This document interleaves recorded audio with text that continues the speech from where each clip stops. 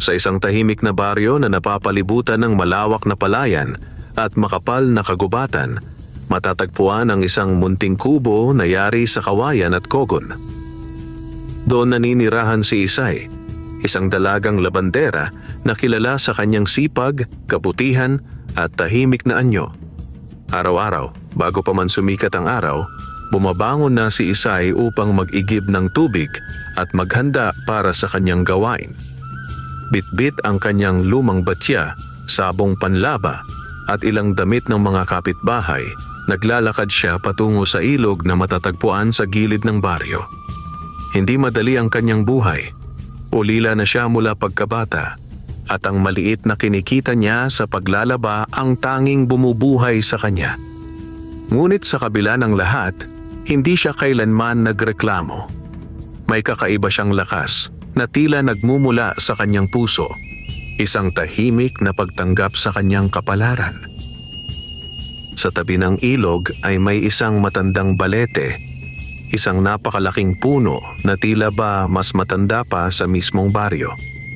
Ang mga ugat nito ay nakausli sa lupa na parang mga higanting daliri at ang mga sanga nito ay malalapad at makapal na nagbibigay ng lilim kahit sa pinakamainit na araw. Marami sa mga taga-baryo ang umiiwas sa punong iyon. Ayon sa matatanda, ang balete raw ay tirahan ng mga nilalang na hindi nakikita ng karaniwang tao. May mga kwento tungkol sa mga nawawalang bata, mga misteryosong anino at mga bulong sa hangin tuwing gabi. Ngunit para kay Isay, ang punong iyon ay tila naging kanlungan.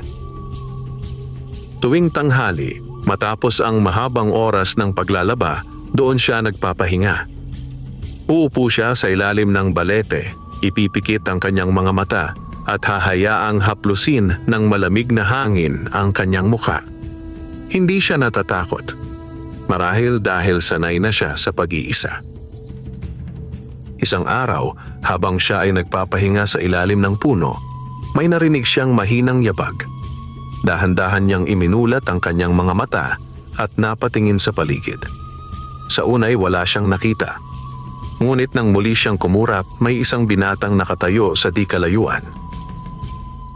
Matangkad ito, maputi ang balat, at may mga matang tila kumikislap sa liwanag ng araw. Nakasuot siya ng kakaibang kasuotan, hindi pangkaraniwan sa mga tao sa baryo. May bahid ng sinauna at kakaibang karektan ang kanyang anyo. Napakunot ang noo ni Isay. "Hindi kita napansin kanina," maingat niyang sabi. Hindi agad sumagot ang binata. Nakatingin lamang ito sa kanya, tila ba pinag-aaralan ang kanyang bawat galaw.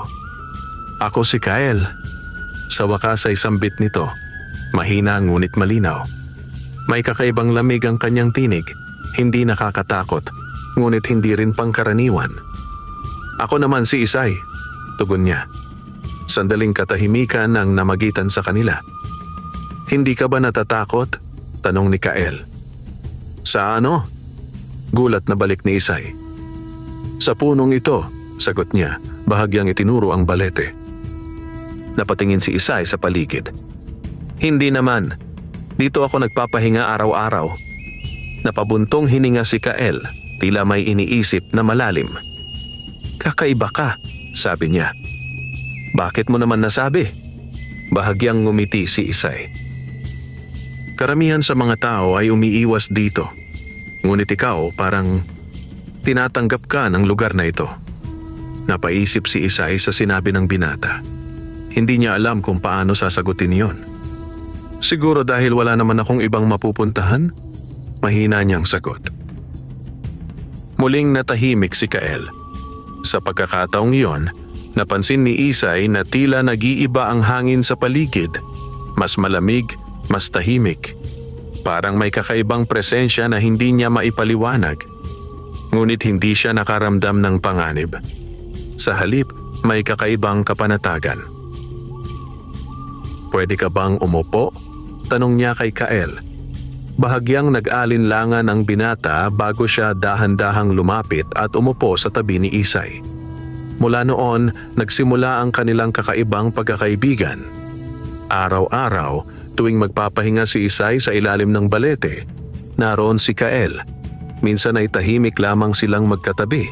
Minsan naman ay nagkukwentuhan tungkol sa mga bagay na hindi pa naririnig ni Isay. May mga kwento si Kael tungkol sa mga lugar na hindi matatagpuan sa mapa.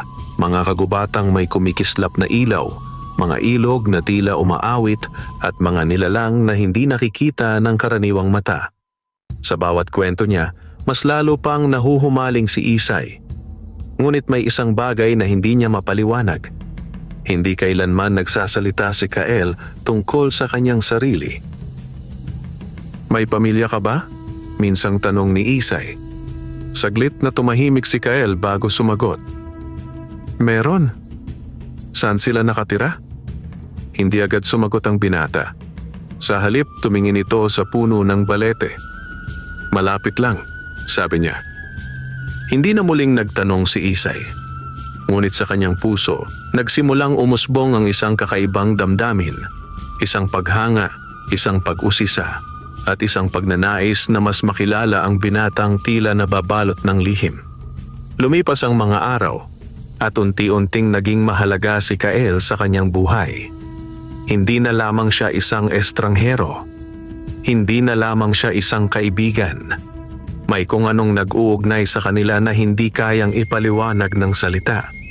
Ngunit kasabay ng paglalim ng kanilang samahan, nagsimula ring magbago ang paligid.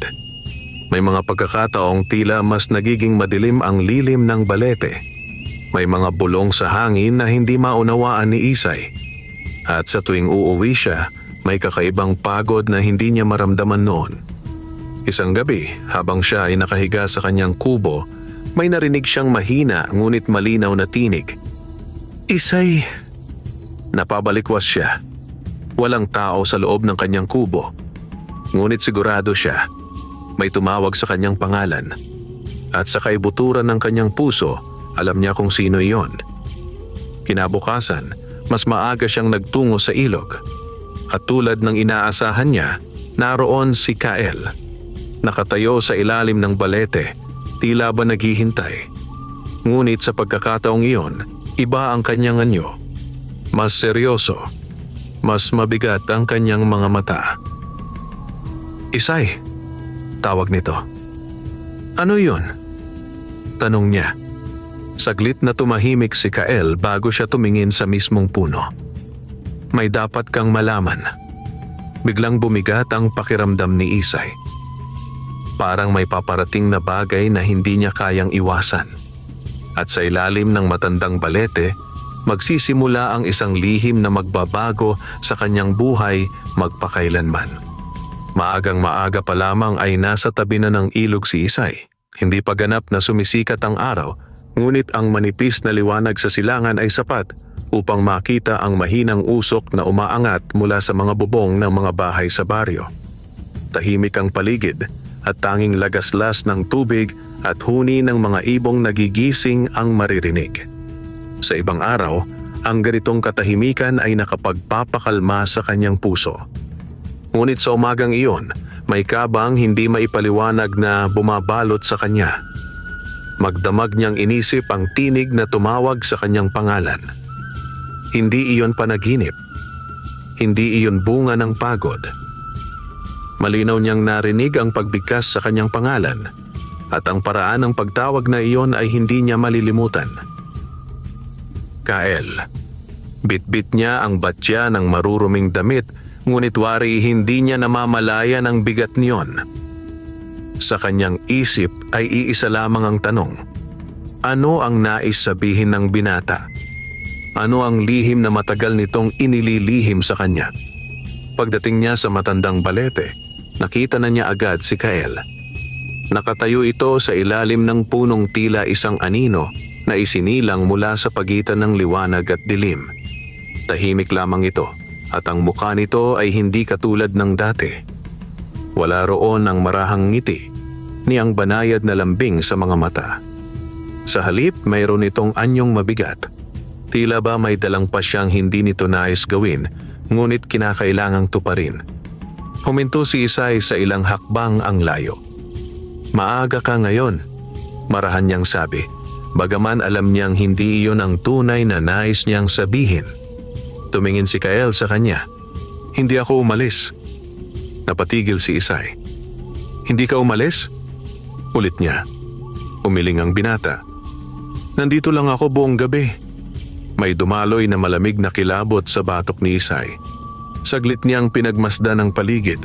Tahimik ang ilog, tahimik ang mga dahon. Ngunit sa sandaling iyon, ang buong paligid ay tila may itinatagong bagay na hindi niya makita. Bakit? Tanong niya. Hindi agad sumagot si Kael. Sa halip ay tumingin ito sa mga ugat ng balete, sa lumot na nakadikit sa puno, at sa bahaging tila laging mas madilim kaysa sa karaniwang lilim. Dahil may mga bagay na gumigising kapag dumarating ang gabi, wika nito. At hindi lahat ng iyon ay dapat mapalapit sa iyo. Hindi nakapagsalita agad si Isay. Hindi niya tiyak kung dapat ba siyang matakot sa sinabi ni Kael o kung dapat ba siyang makaramdam ng kapanatagan dahil tila pinoprotektahan siya nito. Ibinaba niya ang batya at marahang umupo sa isang patag na ugat ng puno. Sabihin mo na sa akin ang totoo, sabi niya halos pabulong. Hindi na ako mapapakali kung patuloy mo lang akong paiikutin sa mga salitang kulang. Tumahimik si Kael. Ilang saglit itong nanatiling hindi umiimik, saka siya nilapitan at tumayo sa tapat ni Isay. Kapag sinabi ko sa iyo, ani nito, maaaring magbago ang tingin mo sa akin. Hindi ko alam, sagot ni Isay ng tapat. Ngunit mas mabigat ang hindi ko alam kaysa sa maaaring maramdaman ko matapos kong marinig ang totoo. Pinikit ni Kael ang mga mata nito ng sandali na parabang may matagal ng laban sa kanyang loob na ngayoy kailangan na niyang tapusin. Pagmulat nito, tila mas malinaw ang kinang sa kanyang mga mata, isang liwanag na hindi tila dulot ng araw. Ang punong ito, anya habang marahang inilalapat ang isang palad sa magaspang na puno ng balete, ay hindi lamang isang matandang puno. Napatingin si Isay sa balete. Ito ay isang daanan. Daanan? Mahina niyang tanong. Isang pintuan, sagot ni Kael. Sa isang lugar na hindi nakikita ng karaniwang tao. Sa mundong kapiling ng mga nilalang na matagal nang ikinukwento lamang sa mga bulong, sa mga alamat at sa mga babala ng matatanda. Hindi huminga si Isay ng ilang saglit. Parang unti-unting nawawala ang mga tunog sa paligid. Tanging ang tinig ni Kael ang kanyang naririnig. Anong mga nilalang? Tanong niya, kahit alam na niya sa sarili niya ang sagot. Dahan-dahang bumaling si Kael sa kanya. Mga engkanto. Parang tumigil ang lahat. Nakatitig lamang si Isay sa kanya. May bahagi ng isip niyang nais tumawa, sabihin na imposible iyon, na marahil ay isa lamang iyong kakaibang biro. Ngunit hindi niya nagawa. Sa paraan ng pagtitig ni Kael, sa katahimikan ng paligid, sa napakaraming bagay na hindi niya maipaliwanag sa mga nakaraang araw, alam niyang hindi ito biro. Hindi iyon katang-isip. Hindi iyon pananakot. Iyon ang katotohanan.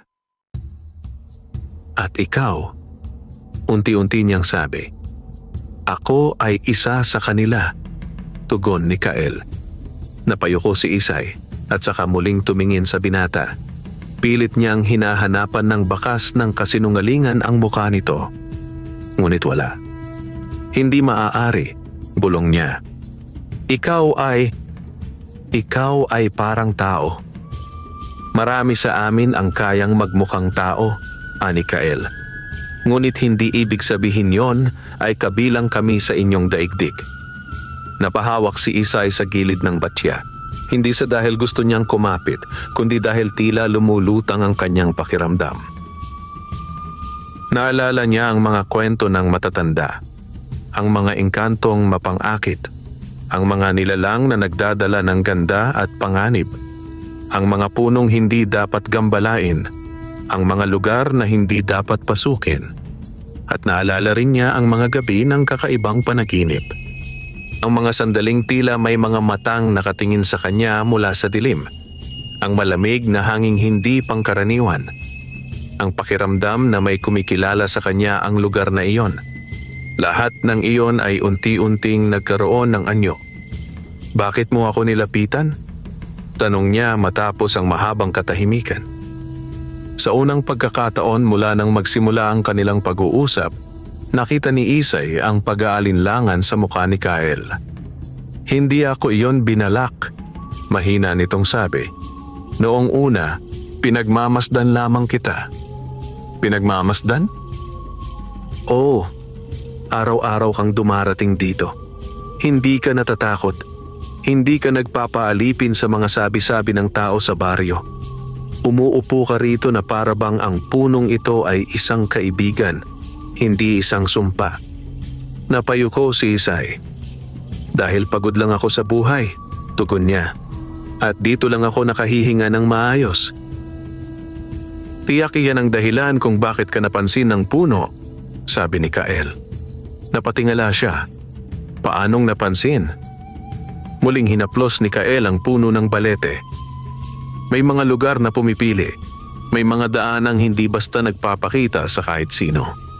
Ang mundong nasa likod ng punong ito ay hindi basta naaabot. Ngunit may mga tao na minsan, sa hindi maipaliwanag na dahilan, ay natatawag nito. Naramdaman ni Isay na bumigat ang kanyang dibdib. Tinatawag ako? Anya. Oo. At bakit? Hindi agad nakasagot si Kyle. Sa halip ay marahan siyang tinapunan nito ng tinging tila may halong awa at paghanga. Iyan ang hindi ko paganap na alam. Sumimangot si Isay. Hindi mo alam? Hindi lahat ng bagay sa aming daigdig ay malinaw kahit sa aming mga naroroon, sagot niya. May mga kautosang sinusunod. May mga lihim na hindi agad ibinubunyag kahit sa mga katulad ko. Napatingin muli si Isay sa puno. Kanina lamang ay isa lamang itong matandang balete na naging pahingahan niya sa araw-araw. Ngunit ngayon, iba na ang anyo nito sa kanyang paningin. Hindi man nagbago ang puno sa labas, nagbago naman ang kahulugan nito sa kanyang isip. Isa itong pintuan, isang hangganan, isang lihim na matagal nang nakatayo sa gitna ng kanyang karaniwang buhay. May iba pa bang nakakaalam? Tanong niya. May mga matatanda sa baryo na naghihinala, sabi ni Kyle. May ilan na noon pa man ay may alam ng higit sa karaniwan. Ngunit pinili nilang manahimik. Mas mabuti raw iyon kaysa akitin ng kapahamakan. Kung gayon, bakit mo pa sinabi sa akin? Doon sandaling natahimik si Kyle. At sa katahimikang iyon, may sagot nang dumating sa puso ni Isay bago pa man magsalita ang binata. Dahil hindi na kita kayang ilayo, sagot ni Kyle. Mabilis na tumibok ang puso ni Isay. Anong ibig mong sabihin? Sa bawat araw na narito ka, marahan nitong sabi. Mas lumalalim ang ugnayan mo sa lugar na ito. Mas nakikita ka ng aming mundo. Mas nararamdaman ka nito. At habang nangyayari iyon, mas nagiging mahirap para sa akin ang magkunwari na isa lamang akong estranghero. Napayuko si Isay, ngunit hindi dahil sa takot. Hindi rin dahil sa hiya. Kundi dahil naramdaman niyang may katotohanang sumisibol sa pagitan nila na hindi na kayang ikaila. Sa kabila ng lahat ng kababalaghan, sa kabila ng lahat ng pangamba, alam niyang mahalaga si Kyle sa kanya nang higit sa nararapat. At marahil, iyon din ang dahilan kung bakit mas mapanganib ang lahat. Kapag ang isang tao, pagpapatuloy ni Kyle, ay masyadong napalapit sa aming daigdig, nagsisimulang magbago ang kanyang buhay. Minsan, ang kanyang mga panaginip. Minsan, ang kanyang pakiramdam. Minsan pati ang kanyang katawan. Unti-unting nanlamig ang mga kamay ni Isay. Bakit? Tanong niya. Dahil hindi likas sa tao ang manatili sa pagitan ng dalawang mundo, sagot ni Kyle. Maaaring tawagin siya ng aming daigdig, ngunit hindi ibig sabihin niyon ay kaya siyang panatilihing buo. Nanikip ang lalamunan ni Isay. Kaya ba ako tinawag mo kagabi? Oo. Upang balaan ako? Oo. Dahil nasa panganib ako? Hindi agad sumagot si Kyle. Ngunit sapat na ang katahimikan niya upang makuha ni Isay ang sagot. Nagiinit ang kanyang mga mata, ngunit pinigil niyang maluha. Hindi pa niya ganap na nauunawaan ang lahat, ngunit malinaw sa kanya na ang pakikipagkita niya kay Kael ay hindi lamang isang simpleng pagtatagpo. May mas malalim pang dahilan, may mas malaking puwersang kumikilos, at may kapalit ang bawat paglapit niya sa lihim na mundong iyon. Kung gayon, mahina niyang sabi, dapat ba akong tumigil na sa pagpunta rito? Sa tanong na yon, unang kumislot ang damdamin sa mukha ni Kael. Hindi lamang kalungkutan, kundi isang uri ng sakit na pilit nitong itinatago. Iyan ang dapat kong sabihin, Anito. Iyan ang tama. Ngunit hindi ko masabi. Nagtagpo ang kanilang mga mata.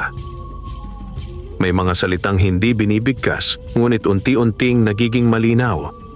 Si Kael, na nilalang ng isang mundong hindi niya nararapat maabot, ay tila nahuhulog na rin sa kanya. At si Isay, na buong buhay ay sanay sa lungkot at pag-iisa, ay unang beses na nakadama ng pagtinging hindi gawa sa awa, hindi gawa sa pangangailangan, kundi gawa sa tunay na pagkilala. Sino ka talaga sa mundo ninyo? Tanong niya, upang makalayo sa damdaming unti-unting lumulubog sa kanya. Bahagyang huminga ng malalim si Kael, tila nagpasya kung gaano karami ang kaya nitong sabihin. Ako ay isa lamang tagabantay. Tagabantay ng pintuan? Oo. At tungkulin mong tiyaking walang taong makalalapit? Hindi lamang iyan, sabi ni Kael, kundi tiyaking walang maling nilalang ang makakatawid mula sa aming mundo patungo sa inyo. Biglang napaangat ang ulo ni Isay. Maling nilalang? Hindi lahat ng nasa aming daigdig ay maamo, ani Kael. Hindi lahat ay marunong rumespeto sa hangganan. May mga nilalang na naiinggit sa tao, may mga nilalang na naaakit sa kanilang alaala, sa kanilang sigla, sa kanilang buhay. At kapag nakatagpo sila ng taong bukas ang diwa, mas madali silang makalapit. Biglang naalala ni Isay ang mga pagkakataong tila may nararamdaman siyang anino sa paligid. Ang mga sandaling may kakaibang lamig sa kanyang likuran kapag naglalaba siya ng mag-isa. Ang mga gabing tila may nakatitig sa kanya mula sa siwang ng bintana. May nakalapit na ba sa akin? Tanong niya, bahagya ng nanginginig ang tinig. Hindi agad sumagot si Kael. At sa saglit na iyon, alam ni Isay na may mga bagay na nangyari nang hindi niya namamalayan. Meron, mahinang sabi ng binata. Ngunit hindi ko sila hinayaang lumapit ng lubos. Hindi alam ni Isay kung ano ang mas mangingibabaw sa kanyang dibdib, takot o pasasalamat. Bakit mo ako pinoprotektahan? Tanong niya. Bagaman alam na rin niya marahil ang sagot. Ngunit gusto niya iyong marinig. Gusto niyang malaman kung ang damdaming sumibol sa kanya ay hindi lamang isang panig na kahinaan. Marahang ibinaba ni Kael ang tingin nito. Sa unang pagkakataon, wari naging marupok ang tahimik nitong tindig. Dahil hindi na kita kayang tignan bilang isa lamang taong dumaraan sa lilim ng punong ito. Humigpit ang kapit ni Isay sa kanyang damit. Hindi niya alam kung bakit sa gitna ng kababalaghang ibinunyag ni Kael, ang mga salitang iyon ang pinakamatinding tumama sa kanya. Sa buong buhay niya, bihira siyang mapansin. Bihira siyang makita nang higit pa sa isang simpleng labandera, isang ulilang babae, isang tahimik na nilalang sa gilid ng baryo. Ngunit sa harap ni Kael, pakiramdam niya ay may nakatingin sa kanyang buong pagkatao. Hindi lamang sa kanyang hirap, hindi lamang sa kanyang anyo, kundi sa siya mismo. Ngunit kasabay niyon, lalo ring luminaw ang panganib. Hindi ito tama. Bulong niya, hindi malinaw kung kanino iyon para, kay Kael ba o sa kanyang sarili. Alam ko, sagot ni Kael. Hindi ako kabilang sa mundo mo. Alam ko. At ikaw, hindi ka rin naman maaaring maging bahagi ng sa akin. Alam ko rin iyon. Kung gayon, bakit parang hindi niya natapos ang kanyang sasabihin? Sapat na ang tingin ni Kael upang ipagpatuloy iyon sa katahimikan. dahil may mga damdaming hindi sumusunod sa hangganan, marahang wika nito. Napapikit si Isay. Gusto niyang tumayo at lumayo. Gusto niyang kalimutan ang lahat.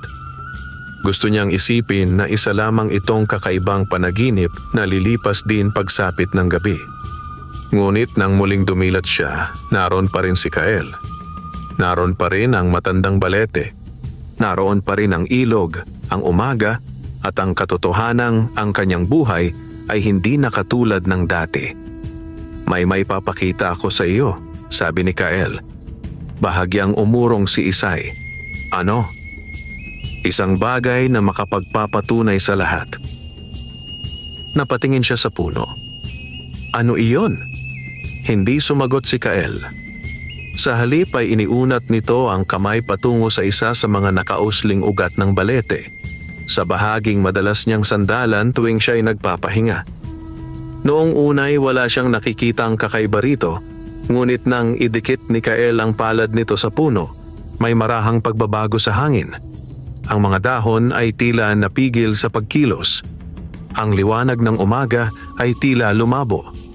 At sa pagitan ng mga ugat sa mismong katawan ng puno, may unti-unting lumitaw na manipis na sinag, hugis bilog, animoy salamin na gawa sa hamog at liwanag. Napahawak si Isay sa dibdib. Sa loob ng makinang nahugis, may tanawing hindi niya maipaliwanag. Hindi iyon ang ilog. Hindi iyon ang baryo. Hindi iyon ang karaniwang kagubatan. May mga halamang kumikislap na tila may sariling buwan sa bawat dahon. May manipis na ulap na mababa sa lupa. May mga puno roong napakataas at singkinang ng pilak sa ilalim ng liwanag na hindi niya matukoy kung araw ba o gabi. Hindi iyon mundo ng tao. Napaatras si Isay ng isang hakbang. Diyos ko, bulong niya. Yan ang pintuan, sabi ni Kael. Nanlalaki ang mga mata ni Isay habang nakatingin sa mahiwagang larawan sa katawan ng balete. Hindi niya alam kung dapat ba siyang humanga o manginig. May kakaibang ganda ang tanawin sa kabila ng pintuan, isang ganda na hindi mapanganib sa unang tingin, ngunit masyadong malalim, masyadong kakaiba, masyadong hindi pang tao. Parang inaakit siya nito. Parang may tahimik na paanyaya. Pwede ba akong... Hindi niya natapos ang tanong. Agad siyang tiningnan ni Kael. Huwag. Ang isang salitang iyon ay sapat upang mapahinto siya. Bakit? Dahil sa sandaling tuluyang tanggapin ka ng pintuan, sabi ni Kael, hindi na magiging ganoon kasimple ang pagbalik. Napatingin si Isay sa makinang nabilog. Kahit hindi niya iyon hinahawakan, ramdam niya ang malamig na tibok na nagmumula rito, na parabang ang mismong hangin sa paligid ay buhay. Pero totoo nga, mahina niyang sabi. Totoo ang lahat. Oo. At sa pag-amin na iyon, tuluyan nang nagbago ang mundo ni Isay. Hindi na sapat ang mga dating paliwanag. Hindi na sapat ang karaniwang buhay na gigising ka, maglalaba, kikita ng kaunti at muling matutulog. May nakabukas ng pinto sa kanyang harapan. Hindi lamang sa puno kundi sa kanyang isip, sa kanyang damdamin at sa hinaharap na hindi niya pa natatanaw. Maya-maya'y unti-unting naglaho ang sinag sa katawan ng balete. Bumalik sa dati ang puno na parang walang nangyari. Ngunit si Isay ay hindi na makababalik sa dati niyang pagkatao. Bakit pakiramdam ko? Tanong niya makalipas ang ilang sandali. Na kahit natatakot ako, gusto ko pa ring malaman ang nasa kabila? Marahang napangiti si Kael, ngunit may lungkot ang ngiting iyon. Dahil yan ang ginagawa ng aming daigdig sa mga pinipili nitong makita, sabi niya. Hindi nito kayo kinukuha sa pamamagitan ng puwersa. Inaakit kayo nito sa pamamagitan ng hiwaga. Pinipili? Ulit ni Isay. Oo. At paano kung ayaw kong piliin nito ako? Kung ganoon, sagot ni Kael, kailangan mong lumayo habang may panahon pa. Muling bumigat ang katahimikan sa pagitan nila. Sa malayo, nagsimulang mag-ingay ang baryo. Unti-unti nang nagigising ang mga tao. May mga maglalakad na papunta sa bukid. May mga babaeng mag-iigib ng tubig. May mga batang tatakbo sa daan. Ang karaniwang umaga ng tao ay nagpapatuloy.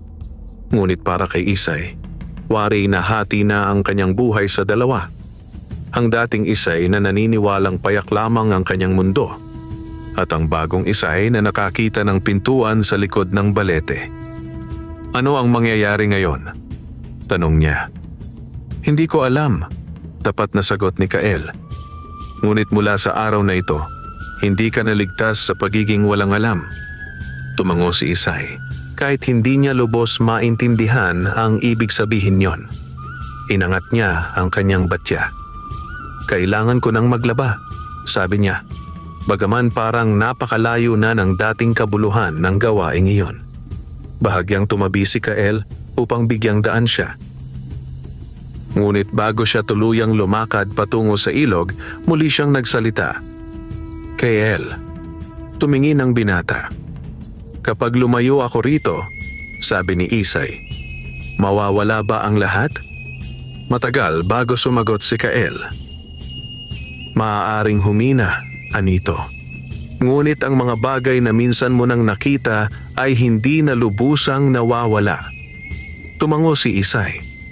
At sa sagot na iyon, alam niyang ang tunay na pagsubok ay hindi pa nagsisimula. Sapagkat ang pinakadelikadong bagay ay hindi ang makita ang isang lihim, kundi ang magsimulang mahalin ito. Mula sa araw na iyon, tila nagbago ang bawat sandali sa buhay ni Isay. Nagpatuloy pa rin siya sa kanyang gawain bilang labandera. Araw-araw ay bumabangon siya ng maaga, dala ang batya at sabon at nagtutungo sa ilog. Ngunit hindi na tulad ng dati ang kanyang paglalakad. Hindi na yon basta pagpunta sa trabaho. Isa na itong paglapit sa isang lihim na hindi niya kayang iwasan. Sa bawat hakbang niya patungo sa matandang balete, may halong kaba at pananabik ang kanyang dibdib. At sa bawat pagdating niya roon, laging naroon si Kael. Ngunit simula nang ibunyag ni Kael ang katotohanan, may kakaibang distansya na namamagitan sa kanila. Hindi na kasing gaan ng kanilang mga usapan. Hindi na ganoon kadali ang mga ngiti. Parang may hindi nakikitang hangganan na unti-unting nabubuo sa pagitan nila. Sa kabila niyon, hindi pa rin sila mapalayo sa isa't isa. Isang tanghali, matapos ang ilang oras ng paglalaba, naupo si Isay sa dati niyang kinauupuan sa ilalim ng balete. Nakatanaw siya sa ilog, ngunit ang kanyang isip ay nasa ibang lugar, sa tanawing minsan niyang nasilayan sa loob ng puno.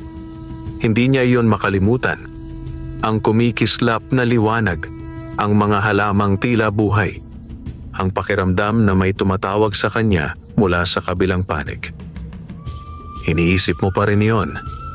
Napatingin si Isay kay Kael na tahimik na lumapit at umupo sa tabi niya. Paano mo nalaman?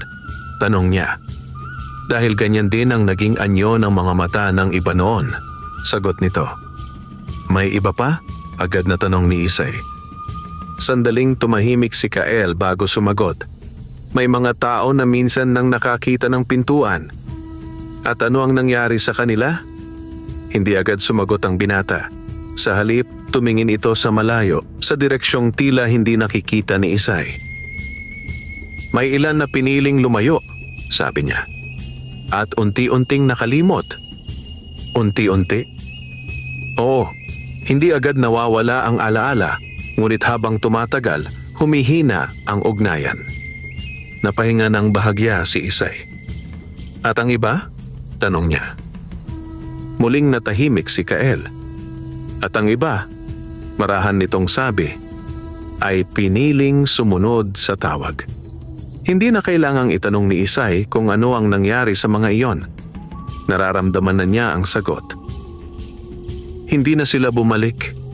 Bulong niya. Tumango si Kael. Hindi lahat ay kayang bumalik.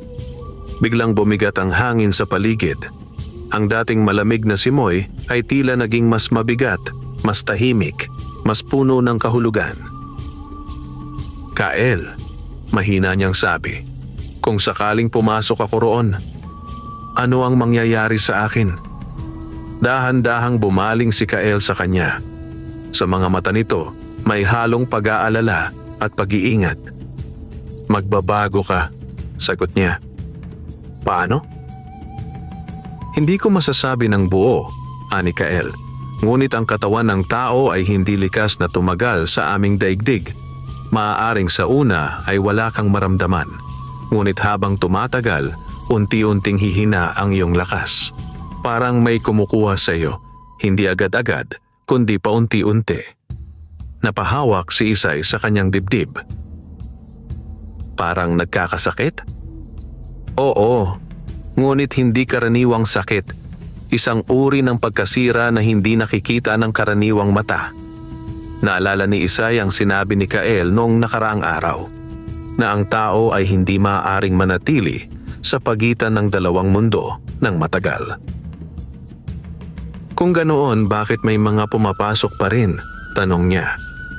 Dahil sa pagnanais, sagot ni Kael, at sa damdaming hindi kayang pigilan. Napatingin si Isay sa kanya.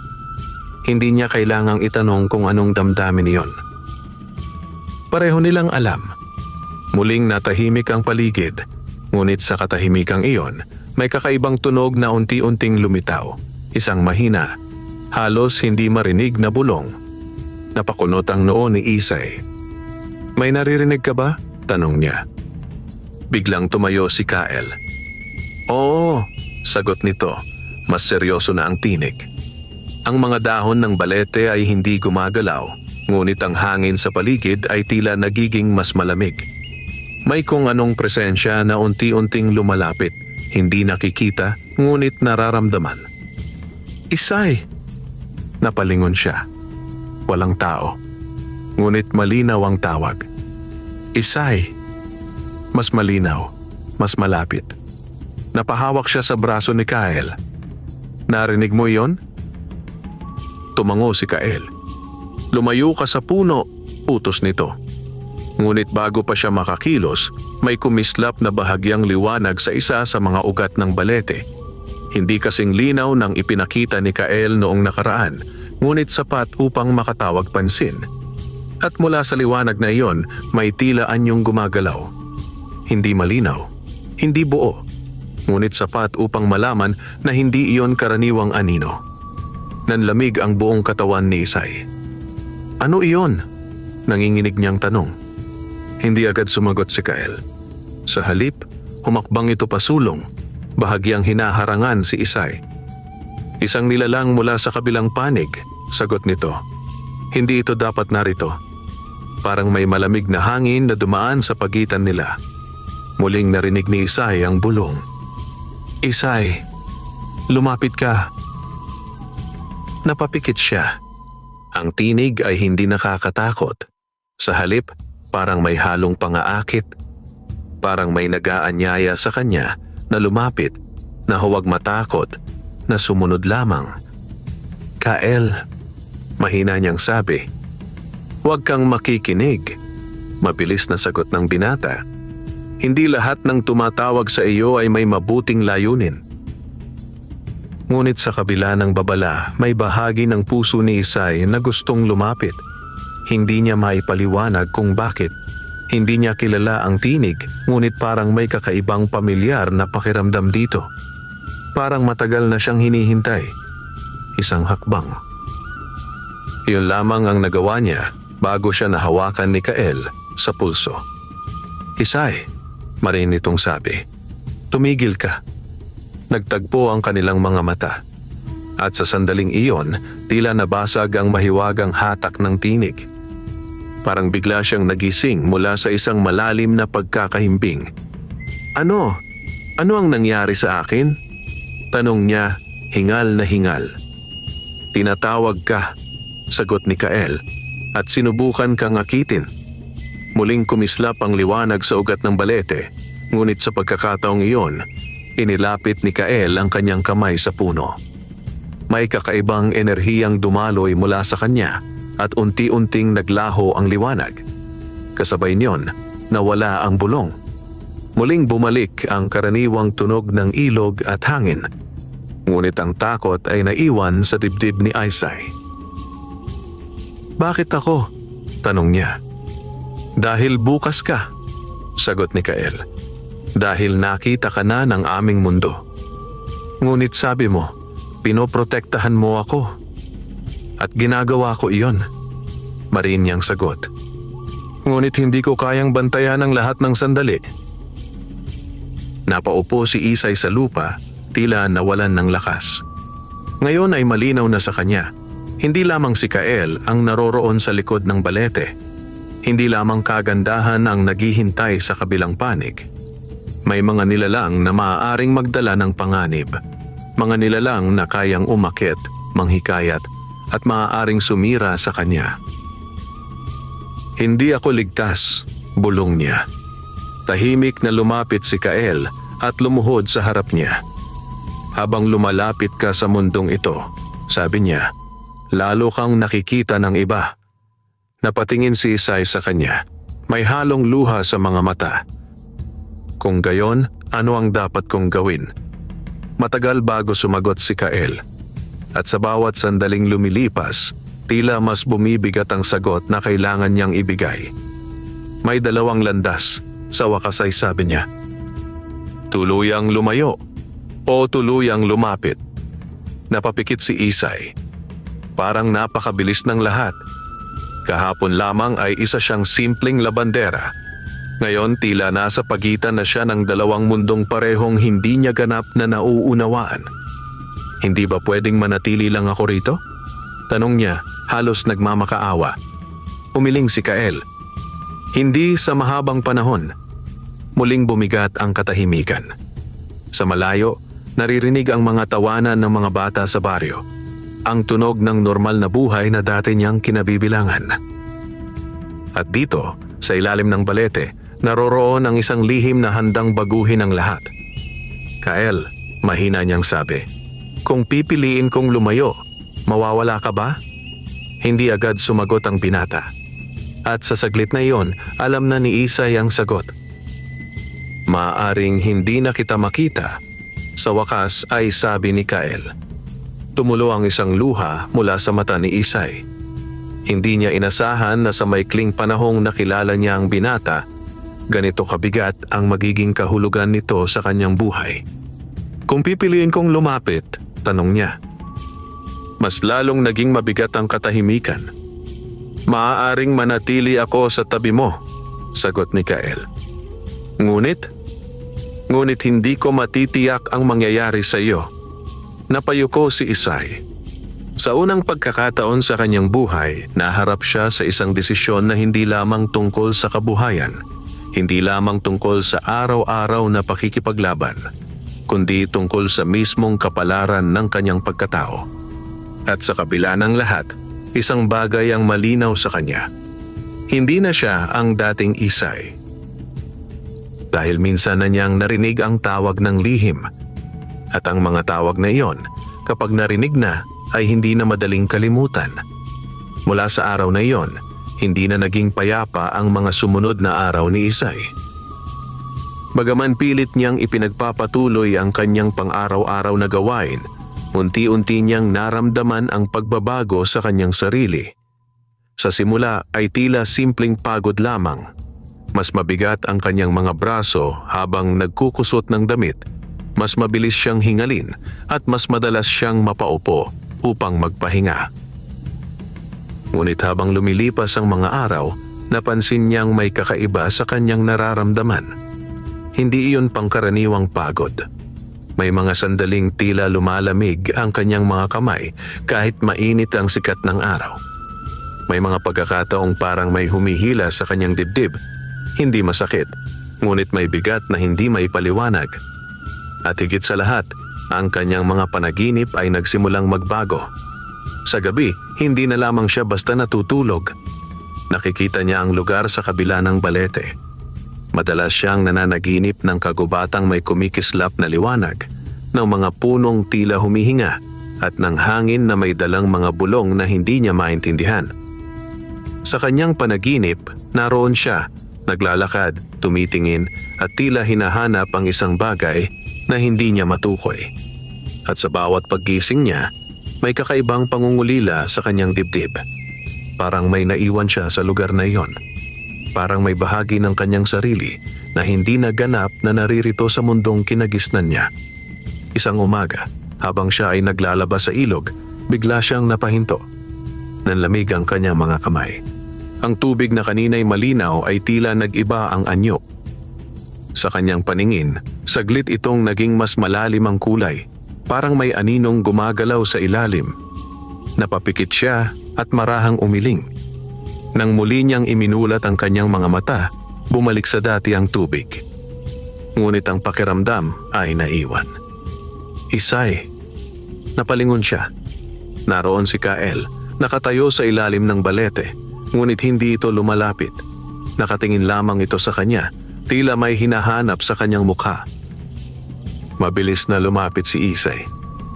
"Kael," tawag niya. "May gusto akong sabihin sa iyo." Ngunit bago pa siya makapagsalita, naunahan na siya ng binata. "May nararamdaman ka na?" Hindi iyon tanong. Napahinto si Isay. "Oo," mahina niyang sagot. "Paano mo nalaman?" "Dahil nagsisimula na ang pagbabago." Nanikip ang dibdib ni Isay. "Ganito ba talaga kabilis?" tanong niya. "Hindi para sa lahat," sagot ni Kael. "Ngunit para sa mga pinipili ng aming daigdig." "Oo." Napaupo si Isay sa isang bato. Bahagyang nanginginig ang kanyang mga kamay. "Hindi pa naman ako pumapasok sa pintuan," sabi niya. "Bakit parang naaapektuhan na ako?" Dahan-dahang lumapit si Kael at tumayo sa kanyang harapan. "Hindi kailangang pumasok upang matawag," sagot niya. "Minsan, sapat na ang paglapit, sapat na ang pagtingin, sapat na ang pagtanggap sa posibilidad." Napayuko si Isay. "Kung ganoon mali ang ginawa ko," bulong niya. "Hindi," mabilis na sabi ni Kael. "Hindi mali ang makakita, hindi mali ang magtanong, ngunit ang manatili sa pagitan, iyon ang mapanganib." Tahimik na nagpatuloy ang daloy ng ilog. Ang mga ibon ay patuloy sa kanilang paglipad. Ang araw ay patuloy sa pag-akyat sa langit. Ang baryo ay patuloy sa paggising. Ngunit sa loob ni Isay, may unti-unting nagigiba. "Kael," mahina niyang sabi, "may isa pa akong napansin." Tumingin ang binata. "Mas naririnig ko na sila." "Ang mga bulong?" tanong ni Kael. Tumango si Isay. "Kahit hindi ako natutulog," sabi niya. "Kahit nasa kubo ako. Minsan, sa pagitan ng hangin, parang may mga tinig na hindi ko maintindihan. At minsan, huminto siya sandali. Parang tinatawag nila ako." Naging seryoso ang mukha ni Kael. "Hindi na dapat iyon mangyari," sabi niya. "Bakit?" "Dahil ibig sabihin niyan," sagot niya, "mas lumalalim na ang iyong ugnayan." Napahawak si Isay sa kanyang ulo. "Hindi ko ito gusto," sabi niya. "Natatakot ako." Lumuhod si Kael sa harap niya. "Tingnan mo ako," sabi nito. Dahan-dahang itinaas ni Isay ang kanyang mga mata. "Narito ako," ani Kael. "Hindi kita pababayaan." Sa sandaling iyon, bahagyang nabawasan ang bigat sa dibdib ni Isay. Ngunit hindi iyon sapat upang tuluyang mawala ang takot. "May paraan pa ba para huminto ito?" tanong niya. Matagal bago sumagot si Kael. "Mayroon," anya. "Ngunit hindi madali." "Ano iyon?" "Kailangan mong lumayo sa lugar na ito," sagot niya. "At iwasan ang anumang maaaring magpalakas ng ugnayan mo sa aming daigdig." Napapikit si Isay. "Gaano katagal?" "Hanggang sa humina ang tawag." "Gaano katagal iyon?" "Hindi ko alam." Muling nanikip ang dibdib ni Isay. Ang ibig sabihin nito ay kailangan niyang iwan ang balete. Kailangan niyang iwan si Kael. "Kung hindi ko gagawin?" tanong niya. Kahit alam na niya ang sagot. "Lalala ang iyong kalagayan," sagot ni Kael. At darating ang oras na hindi mo na kayang pigilan ang sarili mong lumapit. Tahimik na tumulo ang luha ni Isay. Hindi niya akalaing darating ang araw na ang isang bagay na nagbibigay sa kanya ng kapayapaan, ang balete, ay magiging dahilan ng kanyang paghina. Hindi ko kayang mawala ka, bulong niya. Saglit na natigilan si Kael. At hindi ko kayang makita kang nasasaktan, sagot nito. Nagtagpo ang kanilang mga mata. Sa katahimikan ng sandaling iyon, mas malinaw pa sa anumang salita ang kanilang nararamdaman. Ngunit kasabay niyon, mas malinaw din ang panganib. Kung pipiliin kong manatili, sabi ni Isay, lalo ba akong manghihina? Oo. At kung lalayo ako, maaaring gumaling ka. Ngunit mawawala ka. Maaaring ganoon. Napayuko si Isay. Sa kanyang buong buhay, wala siyang naging maraming pagpipilian. Kadalasan, tinatanggap niya lamang ang kung ano ang ibinibigay ng kapalaran. Ngunit ngayon, nasa harap niya ang isang desisyon na kailangan niyang pag-isipan. At alinman sa piliin niya, may kapalit. Maya-maya, marahan siyang tumayo. Kailangan ko munang umuwi, sabi niya. Tumango si Kael. Ngunit bago siya tuluyang umalis, muli siyang tumingin sa binata. Kung lalayo ako, mahina niyang sabi, aalalahanin mo pa rin ba ako? Hindi agad sumagot si Kael. Ngunit sa paraan ng pagtitig nito sa kanya, sapat na ang sagot. Hindi kita makakalimutan, wika nito. At sa mga salitang iyon, mas lalong bumigat ang kanyang dibdib. Dahan-dahang tumalikod si Isay at nagsimulang maglakad palayo sa ilog. Sa bawat hakbang niya, parang may humihila sa kanya pabalik. Parang may bahaging ayaw kumawala. Ngunit pinilit niyang magpatuloy. Hindi siya lumingon. Hindi siya tumigil. Hanggang sa tuluyan niyang marating ang landas patungo sa baryo. Ngunit kahit nakalayo na siya, hindi nawala ang pakiramdam na may sumusunod sa kanya. Hindi bilang anino, kundi bilang tawag. Isang tawag na unti-unting lumalakas. At sa kanyang bawat paghinga, naramdaman niyang may isang bagay na unti-unting kumakapit sa kanya. Isang bagay na hindi niya makita. Ngunit unti-unting sumasakop sa kanyang pagkatao. Pagsapit ng gabi, nahiga si Isay sa kanyang higaan.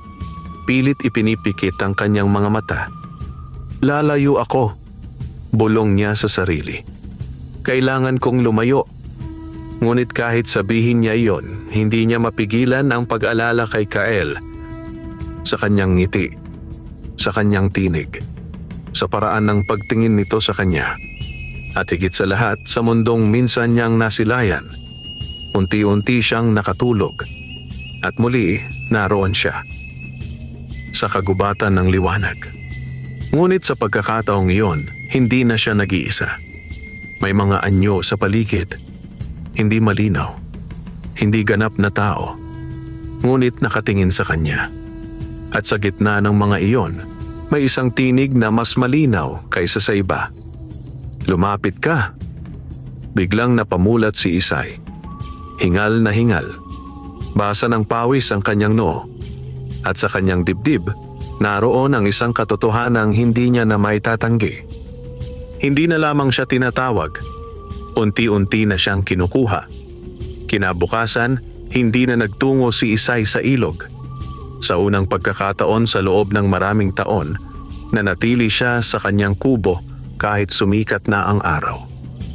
Nakaupo lamang siya sa gilid ng kanyang higaan, tahimik na nakatanaw sa siwang ng bintana habang ang liwanag ay unti-unting pumapasok sa loob. Naririnig niya ang mga karaniwang tunog ng baryo, ang mga yabag ng mga taong papunta sa bukid, ang usapan ng mga kapitbahay, ang huni ng mga ibon. Lahat ay katulad ng dati. Ngunit siya ay hindi na katulad ng dati. Mahigpit niyang hawak ang laylayan ng kanyang damit, tila ba pinipilit niyang manatili sa mundong ito sa pamamagitan ng simpleng pagkapit sa isang bagay na pamilyar. Kailangan kong lumayo, bulong niya sa sarili. Naalala niya ang sinabi ni Kael na iyon lamang ang paraan upang humina ang ugnayan, na kung magpapatuloy siya sa paglapit sa Balete, lalo lamang lalala ang kanyang kalagayan. Ngunit sa bawat sandaling iniisip niyang hindi na siya pupunta roon, may kakaibang sakit na sumisiksik sa kanyang dibdib. Hindi iyon sakit ng katawan, kundi sakit ng pagkawala. Lumipas ang buong umaga na hindi siya lumabas. Sa halip na maglaba, sinubukan niyang maglinis ng kubo, mag-ayos ng kanyang mga gamit, at maghanap ng anumang gawain na maaaring magpalimot sa kanya sa mga nangyari. Ngunit sa bawat galaw niya, may tila kulang. Parang may bahagi ng kanyang araw na nawawala. At habang lumilipas ang oras, mas lalong lumalakas ang isang pakiramdam. Isang tahimik ngunit matibay na paghila sa kanya pabalik sa ilog. Pagsapit ng tanghali, hindi na niya napigilan ang sarili. Tumayo siya at lumabas ng kubo. Hindi niya dinala ang kanyang batya. Hindi siya maglalaba. Gusto lamang niyang makita ang lugar mula sa malayo kung maaari upang mapawi ang pangungulila. Ngunit habang naglalakad siya, napansin niyang parang mas mabigat ang kanyang mga hakbang. Ang hangin ay tila mas malamig. At sa pagitan ng mga puno sa daan, may mga sandaling parang may gumagalaw na anino sa gilid ng kanyang paningin. Mabilis siyang huminto. Huminga siya ng malalim at tumingin sa paligid. Wala. Walang kahit ano. Ngunit hindi nawala ang pakiramdam. Hindi ako dapat pumunta roon. Bulong niya sa sarili. Ngunit sa kabila ng kanyang pag-aalinlangan, nagpatuloy siya sa paglalakad. Hindi niya namalayan kung kailan siya tuluyang napalapit sa ilog. At bago pa niya ito maunawaan, naroon na siya. Nakatayo sa di kalayuan mula sa matandang Balete. Napahinto siya. Hindi siya lumapit. Hindi siya gumalaw. Tinitigan lamang niya ang puno na parabang ito ay isang lihim na ayaw niyang tuluyang harapin, ngunit hindi niya kayang talikuran. Tahimik ang paligid. Ngunit sa katahimikan na iyon, may isang presensyang agad niyang naramdaman. Isay, napapikit siya. Kilalang kilala niya ang tinig na iyon. Pagtilat niya, naroon si Kael. Nakatayo sa ilalim ng balete, nakatingin sa kanya. May lungkot sa mga mata nito. Akala ko hindi ka darating, sabi niya. Hindi agad sumagot si Isay. Sa halip, nanatili lamang siyang nakatayo, tila may hindi nakikitang hangganan sa pagitan nila. Hindi ako lalapit, sa wakas ay sabi niya. Tumango si Kyle na parabang inaasahan na niya iyon. Maganda iyan, sagot nito, bagaman may halong kirot ang tinig. Sinusubukan kong sundin ang sinabi mo, dagdag ni Isay. Ayokong lumala ang lahat. Tahimik na tumingin si Kael sa kanya. At ako, sabi nito, ay sinusubukan ding gawin ang tama. Muling natahimik ang paligid. Sa pagitan nila ay may distansyang hindi lamang sukat ng hakbang, kundi sukat ng desisyong kailangan nilang panindigan. Kamusta ka? Tanong ni Kael. Bahagyang napangiti si Isay, ngunit hindi iyon umabot sa kanyang mga mata. Hindi maganda, tapat niyang sagot. Pakiramdam ko, may nawawala sa akin. Saglit na napapikit si Kael, tila nahirapang marinig iyon. Iyon ang epekto ng paglayo, sabi nito. Sa simula, masakit. Masakit nga, bulong ni Isay. Parang may hinahanap ang puso ko na hindi ko na maabot. Dahil nasanay ka na sa presensya ng lugar na ito, sagot ni Kael. At hindi nito natapos ang sasabihin. Ngunit alam ni Isay ang nais nitong ipahiwatig. At ikaw, dugtong niya. Nagtagpo ang kanilang mga mata. Walang nagsalita. Ngunit sa katahimikan, mas malinaw pa sa anumang salita ang kanilang damdamin. Maya-maya, napatingin si Isay sa balete. Hindi na kumikislap ang puno. Wala siyang nakikitang liwanag. Ngunit nararamdaman niya ang presensya nito. Isang tahimik na paanyaya na hindi niya maipaliwanag. Mas tahimik ngayon, sabi niya. Oo, tugon ni Kael, dahil lumalayo ka. Napabuntong hininga si Isay. Kung patuloy kong gagawin ito, mawawala ba ang lahat? Maaaring humina, sagot ni Kael. Ngunit ang alaala, mananatili. Pati ikaw? Hindi agad sumagot si Kael. Ngunit sa pagkakataong iyon, hindi niya kailangang marinig ang sagot. Alam niyang kahit pilitin niyang kalimutan, hindi mawawala si Kael sa kanyang puso. Biglang nanlamig ang hangin. Napakunot ang noo ni Isay. May nararamdaman ka ba? Tanong niya. Agad na tumayo si Kael ng tuwid. Oo, sagot nito. Ang katahimikan ng paligid ay biglang naging kakaiba. Parang may kung anong nagbago. Parang may bagong presensya na pumasok. Hindi tulad ng dati, hindi ito mahina o malayo. Mas mabigat, mas malinaw, mas mapang-akit.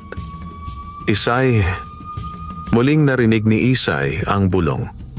Ngunit sa pagkakataong iyon, mas malinaw ito.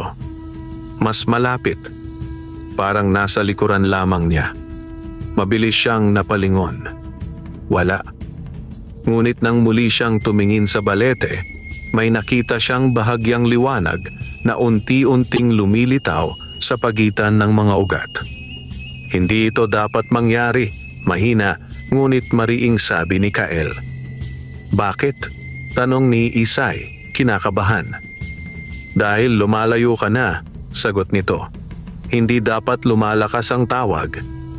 Unti-unting lumakas ang liwanag. At mula rito, may aninong muling nabuo. Mas malinaw kaysa dati. Mas buo. Parang may anyong humano. Hindi ganap na tao. Ngunit may hugis na sapat upang makilala. Nanlamig ang buong katawan ni Isay. Ano iyon? Bulong niya. Hindi agad sumagot si Kael. Ngunit sa paraan ng pagtitig nito sa nilalang, malinaw na hindi ito isang simpleng pangyayari. Hindi ito basta nilalang, sabi nito. May layunin ito. Unti-unting umusad ang anyo palabas ng liwanag. At sa bawat galaw nito, mas nagiging malinaw ang kanyang anyo. Maputla. Mahaba ang buhok. At may mga matang tila walang laman, ngunit puno ng pagnanasa. Isay. Muli nitong tawag. Napahakbang si Isay pabalik. Ngunit may bahagi ng kanyang sarili na tila hinahatak palapit. Parang may kamay na hindi niya makita na kumakapit sa kanyang kalooban. Huwag kang lalapit, sigaw ni Kael. Ngunit ang tinig ng nilalang ay mas malakas sa kanyang isip. Dito ka. Mas magiging buo ka. Napapikit si Isay. Tumigil ka! Sigaw ni Kael. Biglang umihip ang malakas na hangin. Ang mga dahon ng balete ay kumaluskos. At sa isang iglap, inilagay ni Kael ang kanyang kamay sa pagitan ni Isay at ng nilalang. May liwanag na sumiklab mula sa kanyang palad. Hindi maliwanag tulad ng araw, ngunit sapat upang itabo ang anyo. Napaatras ang nilalang. Ngunit bago ito tuluyang maglaho, muling tumingin ito kay Isay. At sa tinging iyon, may mensaheng naiwan. Hindi ito susuko. Unti-unting naglaho ang liwanag. Nawala ang anyo. At muling bumalik ang katahimikan. Ngunit hindi na ito katulad ng dati. Nanatiling nakatayo si Isay, nanginginig. Ano iyon? Tanong niya. Halos hindi na marinig. Isa sa mga nagnanais sa iyo. Sagot ni Kael. Bakit ako? Dahil nakikita ka nila bilang tulay, sagot niya. 100. Napahawak si Isay sa kanyang dibdib. Hindi ko na kaya ito, bulong niya. Lumapit si Kael, ngunit hindi masyadong malapit. Nandito ako, sabi nito. Ngunit sa pagkakataong iyon, hindi sapat ang presensya nito upang maibsan ang takot ni Isay. Dahan-dahan siyang umatras. Kailangan ko talagang lumayo, sabi niya. Tumango si Kael. At kailangan kitang hayaan, sagot nito. Nagtagpo ang kanilang mga mata sa huling pagkakataon sa araw na iyon. May lungkot, may pangungulila, at may takot sa kung ano ang darating. Tumalikod si Isay. At sa pagkakataong iyon, hindi na siya tumigil, hindi na siya lumingon, hindi na siya nag-alinlangan. Ngunit sa bawat hakbang niya palayo, mas lalo niyang naramdaman ang bigat sa kanyang dibdib. Dahil kahit lumalayo siya sa panganib, lumalayo rin siya sa isang bagay na unti-unti na niyang minamahal. Lumipas ang mga araw na pilit iniiwasan ni Isay ang ilog at ang matandang balete. Hindi na siya nagtungo roon kahit isang beses. Sa halip, naghahanap siya ng ibang mapaglalabhan, isang maliit na sapa sa dulo ng baryo na bihirang puntahan ng iba. Hindi ito kasing linaw o kasing lawak ng ilog, ngunit sapat upang magpatuloy ang kanyang kabuhayan. Sa simula, inakala niyang iyon na ang solusyon, na kapag lumayo siya, unti-unting hihina ang lahat. Ngunit hindi iyon ang nangyari. Sa bawat araw na lumilipas, lalong bumibigat ang kanyang katawan. Mas mabilis siyang mapagod. Ang dati niyang lakas ay tila unti-unting nawawala. Kahit ang simpleng pagbuhat ng batya ay nagiging mahirap. Ang kanyang mga kamay ay nanginginig habang nagkukusot ng damit at madalas ay napapaupo siya sa gilid ng tubig upang magpahinga. Ngunit ang pinakanakakatakot ay hindi ang kanyang katawan, kundi ang kanyang isip. Hindi na siya kailangang matulog upang makita ang kakaibang mundo. Minsan, habang siya ay nakaupo at naglalaba, bigla niyang nakikita ang refleksyon ng tubig na hindi tumutugma sa kanyang paligid. Sa halip ng malinaw na langit at mga dahon, may mga aninong gumagalaw. Mahahaba, payat, at tila may sariling buhay. Napapapikit siya agad. Ngunit kapag muli niyang iminulat ang kanyang mga mata, naroon pa rin ang kakaibang imahe sa kanyang alaala. Hindi ito nawawala, bulong niya sa sarili. Isang hapon, habang pauwi siya mula sa sapa, bigla siyang napahinto sa gitna ng daan. Nanlamig ang kanyang buong katawan. Parang may malamig na hangin na dumaan sa kanyang likuran, kahit wala namang ihip ang hangin sa paligid. At narito ka na naman. Napalingon siya. Walang tao. Ngunit malinaw ang tinig. Hindi ito kay Kael. Mas malamig. Mas mabigat. Hindi ka dapat nandito, nanginginig niyang sabi. Tahimik lamang ang paligid. Ngunit sa gilid ng kanyang paningin, may aninong gumalaw sa pagitan ng mga puno. Mabilis siyang naglakad. Hindi na siya lumingon. Hindi na siya tumigil. Hanggang sa makarating siya sa kanyang kubo, hingal na hingal at nanginginig ang buong katawan. Isinara niya ang pinto at sumandal dito. Hindi na ako babalik, paulit-ulit niyang sabi. Hindi na ako babalik. Ngunit kahit sabihin niya iyon, nararamdaman niyang hindi pa rin siya tuluyang ligtas. Kinagabihan, mas lalo siyang hindi mapakali. Hindi siya makatulog. Sa tuwing ipipikit niya ang kanyang mga mata, may mga larawang biglang pumapasok sa kanyang isip. Mga mata na nakatingin sa kanya, mga kamay na tila umaabot, at ang pintuan sa balete na unti-unting bumubukas. Napaupo siya sa kanyang higaan. Kael, bulong niya. Hindi niya alam kung bakit, ngunit sa lahat ng takot na bumabalot sa kanya, ang pangalan ni Kael ang tanging nagbibigay sa kanya ng kahit kaunting lakas. Ngunit wala si Kael. At iyon ang pinakamasakit. Maya-maya, napahawak siya sa kanyang dibdib.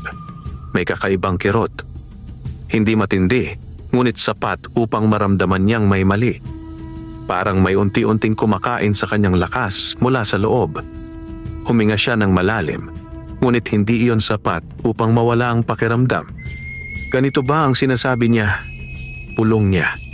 Naalala niya ang sinabi ni Kael na ang katawan ng tao ay hindi likas sa mundong iyon.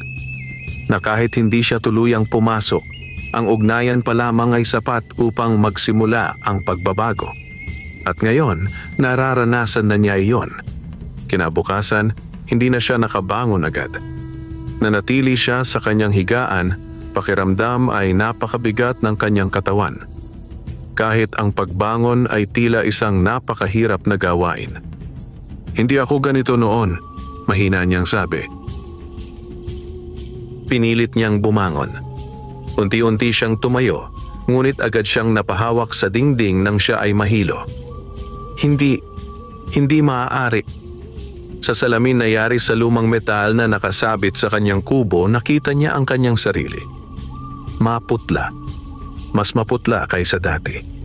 Ang kanyang mga mata ay tila mas malalim ang hukay at ang kanyang balat ay may kakaibang lamig. Parang may unti-unting kumukupas sa kanya. Nanlumo siya. Hindi ko kayang ganito, bulong niya. Hindi na niya kayang itanggi. Hindi sapat ang paglayo. Hindi sapat ang pagtatago. May isang bagay na patuloy na kumakapit sa kanya kahit wala siya sa tabi ng balete. At habang lumilipas ang oras, lalo lamang itong lumalakas. Pagsapit ng hapon, hindi na niya kinaya. Kahit alam niyang mali, kahit alam niyang mapanganib, hindi niya napigilan ang sarili. Kailangan niyang makita si Kael. Kailangan niyang maintindihan kung ano ang nangyayari sa kanya. At marahil, kailangan niya ng tulong. Dahan-dahan siyang lumabas ng kubo. Mahina ang kanyang katawan, ngunit matibay ang kanyang pasya. Sa bawat hakbang niya patungo sa ilog, mas lalo niyang naramdaman ang kakaibang paghila. Hindi na ito katulad ng dati. Mas malakas, mas malinaw. Parang may humihila sa kanya mula sa loob. At sa bawat hakbang, parang mas nagiging magaan ang kanyang pakiramdam. Hindi dahil gumagaling siya, kundi dahil papalapit siya sa pinagmumulan ng lahat. Sa malayo, nakita na niya ang balete. At sa ilalim nito, naroon si Kael. Ngunit sa pagkakataong iyon, hindi ito nag-iisa. May isa pang anyo sa likod nito. Hindi malinaw, ngunit sapat upang magdulot ng takot. Napahinto si Isay. Kael, mahina niyang tawag. Mabilis na napalingon ang binata. At sa sandaling makita siya nito, agad itong lumapit. Bakit ka bumalik? Tanong nito, halatang nag-aalala. Hindi ko na kaya, sagot ni Isay. Halos bumigay ang kanyang katawan. May nangyayari sa akin. Agad siyang sinalo ni Kael bago pa siya tuluyang bumagsak. Mas lumala ka, sabi nito. Oo, mahina niyang sagot. Kahit lumayo ako, hindi tumigil. Naging mabigat ang mukha ni Kael. Dahil nagsimula na, anito. Napatingin si Isay sa kanya. May paraan pa ba? Tanong niya. Matagal bago sumagot si Kael. At sa bawat sandaling lumilipas, mas lalo niyang naramdaman ang bigat ng sagot. Mayroon, sa wakas ay sabi nito. Ano yon? Tumingin si Kael sa balete. At hindi mo yon magugustuhan. Nanikip ang dibdib ni Isay. Ano ang ibig mong sabihin? Kung hindi na kayang pigilan, sabi ni Kael, may isang paraan upang iligtas ang iyong buhay. Ano iyon? Ang tuluyang pagtawid. Parang tumigil ang mundo. Napaatras si Isay. Hindi, bulong niya. O kaya, dugtong ni Kael, ang tuluyang pagputol ng ugnayan. Paano? Sa pagkakataong iyon, hindi agad sumagot si Kael. At sa kanyang katahimikan, naramdaman ni Isay ang mas mabigat na kahulugan ng ikalawang pagpipilian. Kung puputulin ko, mahina niyang sabi, ano ang mangyayari? Dahan-dahang tumingin si Kael sa kanya. Maaaring mawala ang lahat ng alaala mo tungkol sa amin. Nanlaki ang mga mata ni Isay. Pati ikaw? Tumango si Kael. At sa isang iglap, parang mas masakit pa yon kaysa sa sakit ng kanyang katawan. Mas masakit pa kaysa sa takot. Hindi ko kaya, bulong niya. At kung tatawid ka, sabi ni Kael, maaaring hindi ka na makabalik. Muling natahimik ang paligid. 2 landas, 2 kapalit. at pareho ay may mawawala. Napapikit si Isay. Sa unang pagkakataon, hindi na lamang takot ang kanyang nararamdaman, kundi isang desisyong unti-unting bumibigat sa kanyang puso. Sa likod ng kanyang paghingal, sa gitna ng kanyang panghihina, isang katotohanan ang malinaw. Hindi na siya maaaring manatili sa gitna. Tahimik ang paligid sa ilalim ng balete, ngunit sa katahimikang iyon ay tila may nakatagong unos na handang sumiklab anumang sandali. Nakasandal si Isay sa bisig ni Kael. Mahina ang paghinga at nanginginig ang katawan. Ramdam niya ang lamig na hindi dulot ng hangin kundi ng kung anong puwersang unti-unting kumakapit sa kanya. Sa likod ni Kael, naroon pa rin ang aninong kanina pa niya napansin.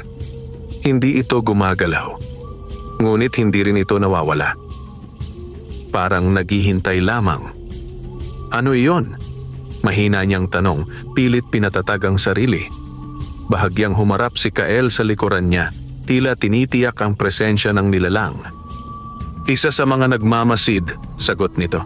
Hindi pa ito tuluyang lumalapit dahil narito ako. Ngunit hindi iyon magtatagal. Nanikip ang dibdib ni Isay. Bakit parang mas malakas na sila ngayon? Tanong niya. Dahil papalapit ka na sa hangganan, sagot ni Kael, at nararamdaman nila iyon. Unti-unting tumingin si Isay sa balete. Sa unang pagkakataon, hindi lamang siya nakakakita ng isang puno. Nakikita niya ang isang pintuan na halos handa nang bumukas para sa kanya. At kung tatawid ako, mahina niyang sabi. Magiging bahagi ka ng aming mundo, tugon ni Kael. At kung hindi, masisira ang katawan mo o tuluyang mawawala ang alaala mo sa lahat ng ito. Napapikit si Isay. 2 landas. Parehong masakit. Parehong may kapalit. Ngunit isa lamang ang maaari niyang piliin. Kael, mahina niyang tawag. Tumingin ang binata sa kanya. Kung tatawid ako, mananatili ka ba sa tabi ko? Saglit na tumigil ang paghinga ni Kael. Gagawin ko ang lahat upang manatili, sagot nito. Hindi iyon pangakong buo. Ngunit sapat na iyon para kay Isay. Natatakot ako, bulong niya. Alam ko, sagot ni Kael. Ngunit hindi ka nag-iisa. Sa likod nila, ang aninong kanina pa nagmamasid ay bahagyang gumalaw. Mas lumapit. Mas naging malinaw. At sa bawat paglapit nito, mas lumalamig ang hangin. Mas bumibigat ang pakiramdam. Wala ka ng oras, sabi ni Kyle. Bakit? Dahil hindi na lamang ako ang nagbabantay sa iyo, sagot niya. At kapag tuluyan silang nakalapit, hindi na niya tinapos ang pangungusap. Ngunit malinaw ang ibig niyang sabihin. Mabilis na tumayo si Isay kahit mahina ang kanyang katawan. Hindi ko kayang mawala ang lahat, sabi niya. Hindi ko kayang kalimutan ka. Tahimik na tumingin si Kyle sa kanya. At sa mga mata nito, may kakaibang liwanag. Hindi lamang mula sa kanyang pagiging nilalang ng kabilang mundo, kundi mula sa damdaming hindi na nito maitatago. Kung gayon, mahina nitong sabi. Huminga ng malalim si Isay. Pipiliin kong tumawid. Parang tumigil ang hangin. Ang anino sa likuran ay biglang kumilos. Ang balete ay tila mas naging madilim. At sa sandaling iyon, ang mundo ni Isay ay tuluyang nahati. Hindi na siya babalik sa dati. Marahang hinawakan ni Kael ang kanyang kamay. Makinig ka sa akin, sabi nito. Kapag pumasok ka, huwag kang bibitiw sa akin. Huwag kang matatakot sa mga makikita mo. At higit sa lahat, huwag mong kalilimutan kung sino ka. Tumango si Isay kahit nanginginig ang kanyang katawan. Handa na ako, bulong niya. Dahan-dahang inilapit ni Kael ang kanyang kamay sa puno ng balete. At tulad ng dati, unti-unting lumitaw ang liwanag. Ngunit ngayon, mas maliwanag. Mas malalim. Mas buhay. Ang pintuan ay muling bumukas at sa pagkakataong iyon, hindi na lamang ito isang tanawin.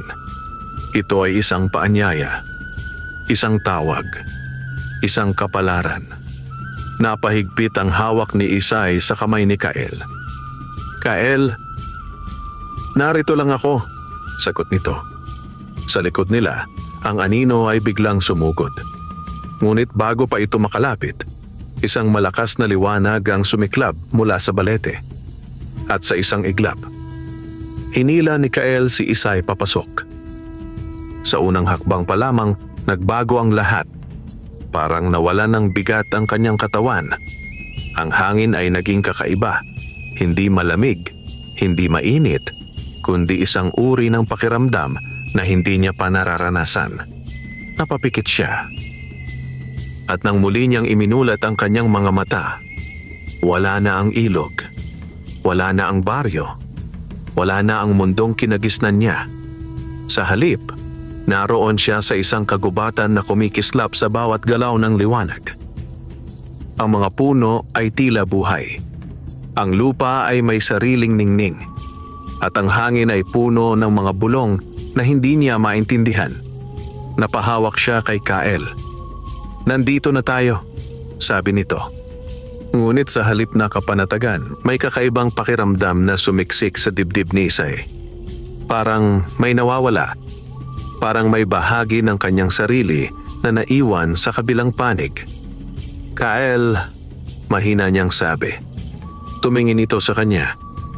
"May mali," dagdag niya. "Normal lang iyon," sagot ni Kael. "Nasa ibang mundo ka na." Ngunit habang tumatagal, hindi na lamang iyon pakiramdam ng pagkabago. May kirot, may bigat. May unti-unting pagkapagod na hindi niya maipaliwanag. Napahawak siya sa kanyang dibdib. "Hindi ako makahinga ng maayos." Agad siyang inalalayan ni Kael. "Isay!" Biglang lumamig ang paligid. Ang liwanag ay tila nag-iba. At sa pagitan ng mga puno, may mga anyong unti-unting lumilitaw. Hindi malinaw, ngunit nakatingin, nagbabantay, naghihintay, at nagsisimula na. Mahina ngunit mabigat na, sabi ni Kael. "Ang ano?" tanong ni Isay. Hirap huminga. Ang sagot ay hindi niya kailangang marinig dahil nararamdaman na niya ang kanyang katawan. Unti-unti nang tumutugon sa mundong hindi para sa kanya.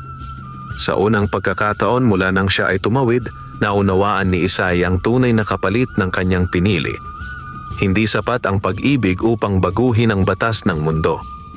At habang siya ay nakatayo sa gitna ng kagubatan ng mga engkanto, may isang katotohanang hindi na niya matatakasan. Ang kanyang paglalakbay ay hindi lamang nagsisimula. Ito ay unti-unti nang kumukuha sa kanya. Hindi pa man tuluyang nakakabawi si Isay sa kanyang paghinga, ay naramdaman na niya ang kakaibang bigat sa kanyang katawan.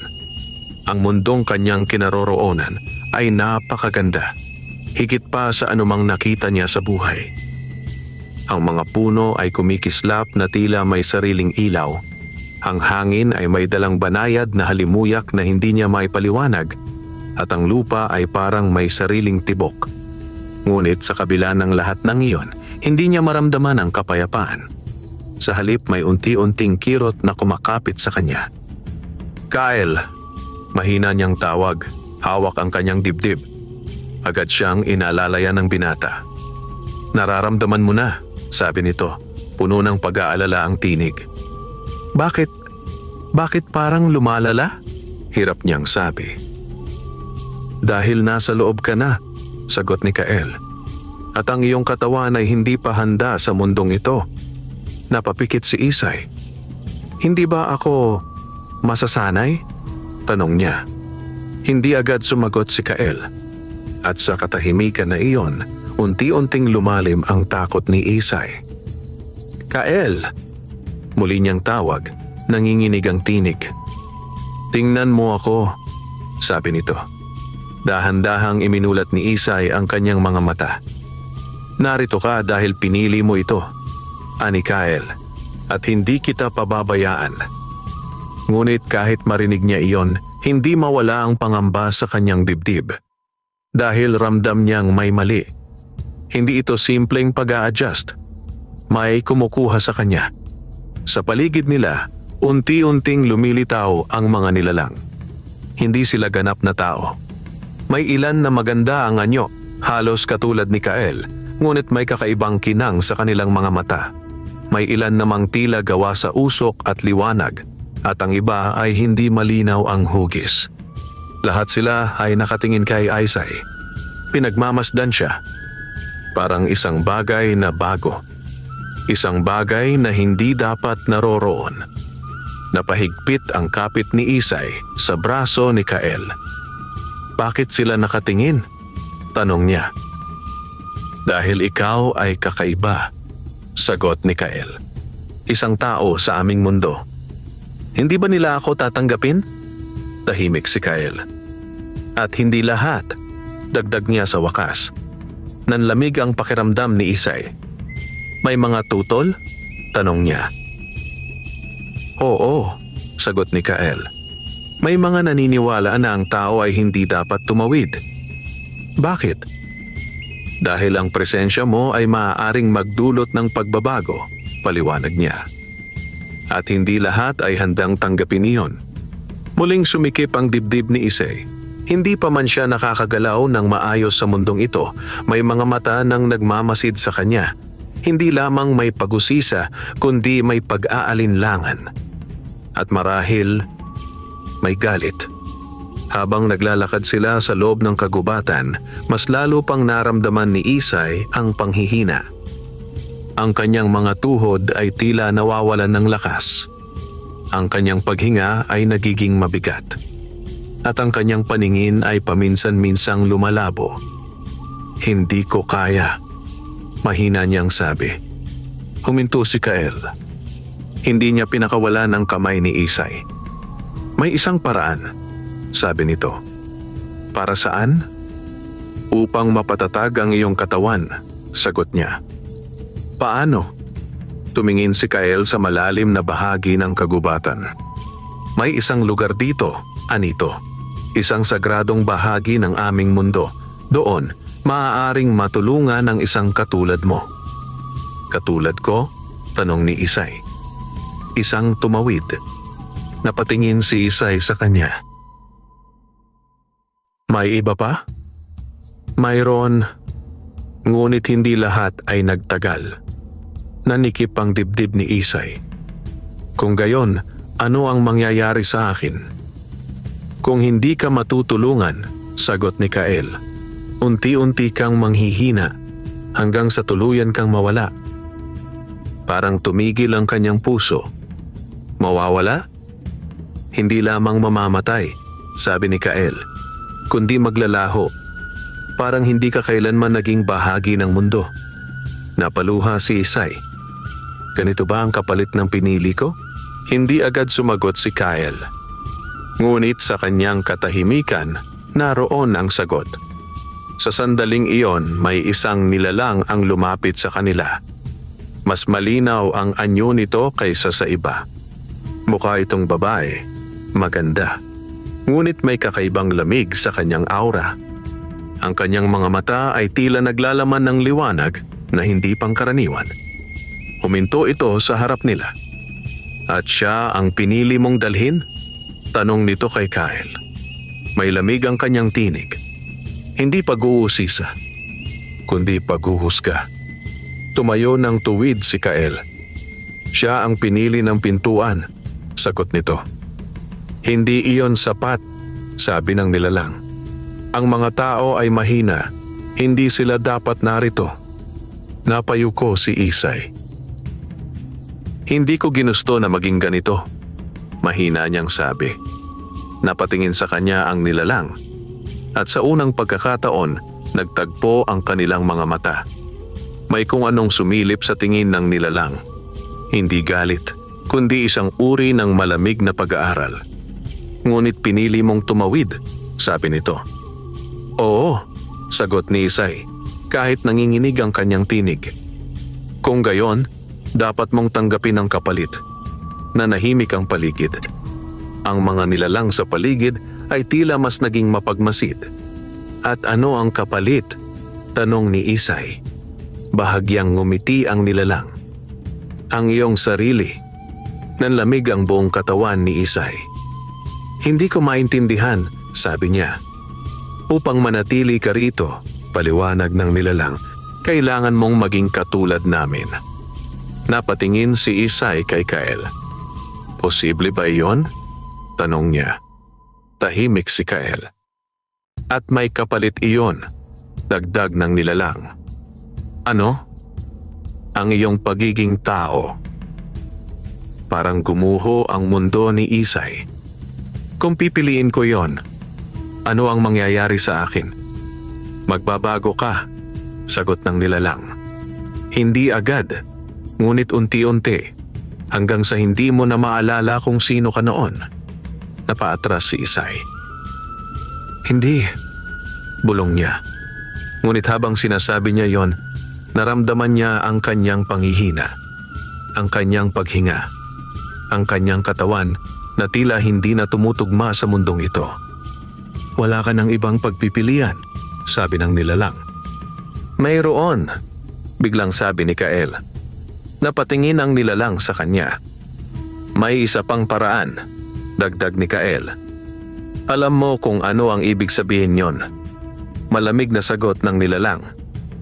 Oo, sagot ni Kael. Napatingin si Isay sa kanya. Ano yon? Tanong niya. Ngunit sa pagkakataong iyon, hindi agad sumagot si Kael. At sa katahimikan na iyon, mas lalong lumalim ang takot ni Isay. Dahil pakiramdam niya, ang susunod na desisyon niya ay hindi na lamang tungkol sa pag-ibig, kundi tungkol sa kung sino siya at kung sino ang handa niyang mawala. Tahimik ang kagubatan, ngunit ang katahimikang iyon ay hindi nagbibigay ng kapayapaan. Sa gitna ng mga kumikislap na puno at mga matang nagmamasid, naroon si Isay, mahina, nanginginig at unti-unting nawawalan ng lakas. Sa kanyang tabi ay si Kael, hindi bumibitaw, ngunit halatang may dinadalang mabigat na pasya sa kanyang dibdib. Sa harap nila ay ang mahiwagang nilalang na tila may kapangyarihang higit sa iba. At ano ang sinasabi mong paraan? Malamig na tanong ng nilalang kay Kael. Huminga ng malalim si Kael. May ritual, sabi nito. Isang sinaunang paraan upang mapanatili ang buhay ng isang tumawid nang hindi niya kailangang tuluyang mawala ang kanyang pagkatao. Nag-iba ang anyo ng nilalang. Alam mo kung gaano kabigat ang hinihingi ng ritual na iyon, sagot nito. Oo, tugon ni Kael. Napatingin si Isay sa kanya. Ano ang ritual? Tanong niya, pilit pinatatag ang kanyang tinig. Saglit na tumahimik si Kael. At ang kapalit ay hindi mo magugustuhan, dagdag ng nilalang. Sabihin mo sa akin, mariing sabi ni Isay. Hindi na siya umatras. Hindi na siya nag-alinlangan. Sa puntong iyon, handa na siyang marinig ang anumang katotohanan. Dahan-dahang tumingin si Kael sa kanya. Upang manatili ka rito, nang hindi tuluyang nawawala ang iyong pagkatao, sabi nito, kailangan mong magkaroon ng ugnayan sa mundong ito sa pamamagitan ng isang nilalang na kabilang dito. Hindi agad naunawaan ni Isay ang ibig sabihin. Anong klaseng ugnayan? Tanong niya. Hindi sumagot si Kael. Ngunit ang nilalang ang nagsalita. Isang bigkis, sabi nito. Isang pagsasanib ng lakas at diwa. Sa pamamagitan nito, ang isang tao ay maaaring manatili, ngunit hindi na siya magiging ganap na malaya. Nanlamig ang pakiramdam ni Isay. At sino ang magiging kabigkis? Tanong niya. Muling nagtagpo ang kanilang mga mata ni Kael. At sa sandaling iyon, naunawaan niya. Hindi, bulong niya. Oo, mahina ngunit malinaw na sagot ni Kael. Napaatras si Isay. Hindi maaari, hindi mo kailangang gawin iyon, sabi niya. Kung hindi ko gagawin, sagot ni Kael, mawawala ka. May iba pang paraan. Wala, sagot ng nilalang. Iyan lamang ang natitirang landas. Napahawak si Isay sa kanyang ulo, parang umiikot ang mundo. Kung tatanggapin niya ang alok, mabubuhay siya. Ngunit si Kyle, ano ang mangyayari sa iyo? Tanong niya, nanginginig ang tinig. Tahimik si Kyle. Ngunit ang nilalang ang muling sumagot. Ang kanyang lakas ang magiging sandigan mo, sabi nito. At habang tumatagal, ang kanyang pagkatao ay unti-unting mawawala. Nanlaki ang mga mata ni Isay. Hindi! Sigaw niya. Ngunit hindi nagbago ang ekspresyon ng nilalang. Ganyan ang batas ng aming mundo, sabi nito. Walang bagay na ibinibigay ng walang kapalit. Napatingin si Isay kay Kyle. Bakit mo pa sinabi ito? Tanong niya. Bakit mo pa ako dinala rito kung ganito lang din pala ang mangyayari? Dahil ayaw kitang mawala, sagot ni Kyle. Ang simpleng sagot na iyon ang pinakamasakit. Hindi iyon paliwanag. Hindi iyon katuwiran. Kundi isang katotohanang hindi niya kayang tanggihan. Hindi ko kayang tanggapin iyan, bulong ni Isay. Hindi ko kayang makita kang maglaho para lang mabuhay ako. At hindi ko kayang makita kang mawala, sagot ni Kyle. Nagtagpo ang kanilang mga mata. Pareho silang may luha. Pareho silang may takot.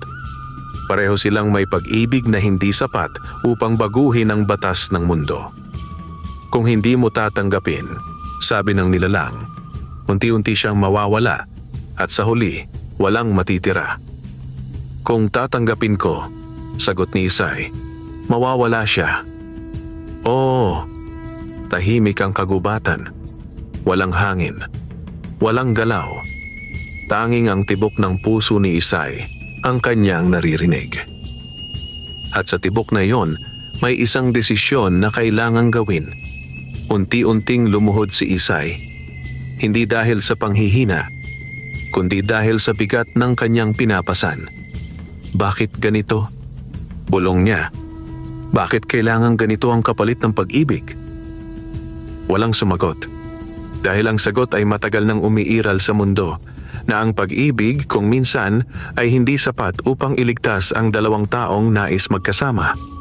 Dahan-dahan siyang tumayo. Tumitig siya kay Kyle. At kung hindi ko tatanggapin ang ritual, sabi niya, ano ang mangyayari sa iyo?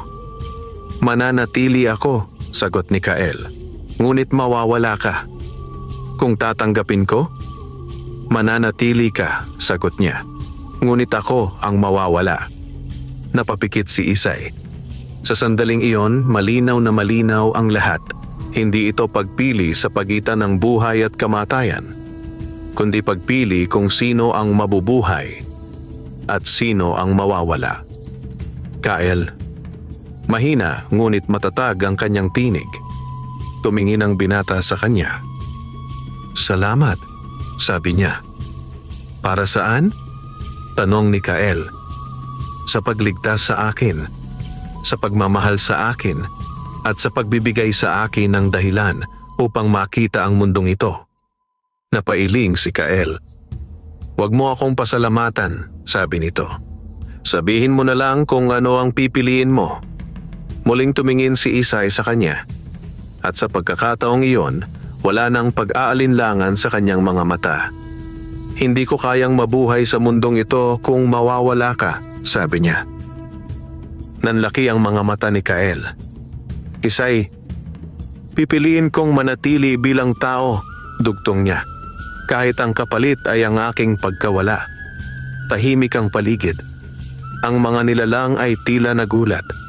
Si Kyle ay hindi agad nakapagsalita.